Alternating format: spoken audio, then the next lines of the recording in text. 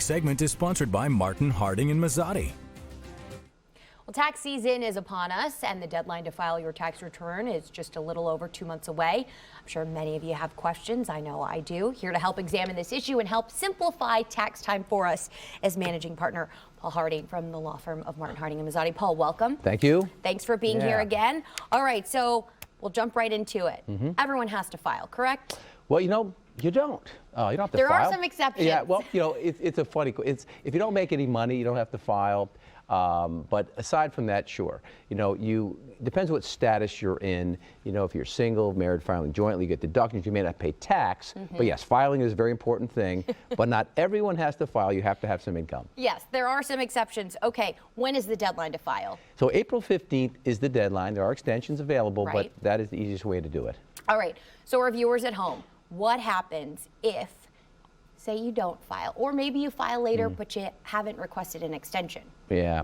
Well, you know, if you don't file or you don't like what you wrote down the first time and you want to change it, there are ways to do it. Honest mistakes when you're doing your taxes, where maybe you attempted to deduct something that you said, well, in hindsight, maybe I shouldn't have. You can just do an amended return. Okay, amended returns, IRS loves that kind of self-reporting. You pay the tax, no penalties. But if the IRS taxes you on, you know, says we're not going to allow that deduction or we're going to charge you more, you can go to tax court. And there's an actual court where you can go, argue your case, you'll get a decision. And a lot of people do that. You know, we're kind of, there's just two camps. Either people are afraid of the IRS, don't even want them calling, or they fight them tooth and nail. Say you file and now you're later audited, but you don't necessarily agree with that audit. Yeah. You know, it really comes down to if you are audited and you just sort of made a mistake, or you audited and they made a mistake, they don't make many, it's okay. You know, you're going to pay maybe some penalty, but often they'll waive the penalty, happy to get their tax dollars. All right, really quickly, we have seen some celebrities go to jail for, you know, tax fraud and things like that. If you file a return and you make an honest mistake, will you have to go to jail? You will not, you know, you can't be a completely out of touch with the world, right? You can't, I didn't know I had to file a return.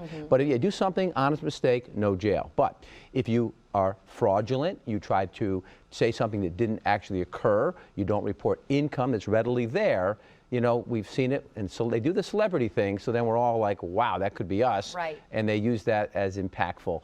Then you may find yourself with free room and board at a federal prison. Paul, thanks so much for breaking this down. Of course, if you have more questions or you'd like more information on what your rights are, visit our website, cbs6albany.com.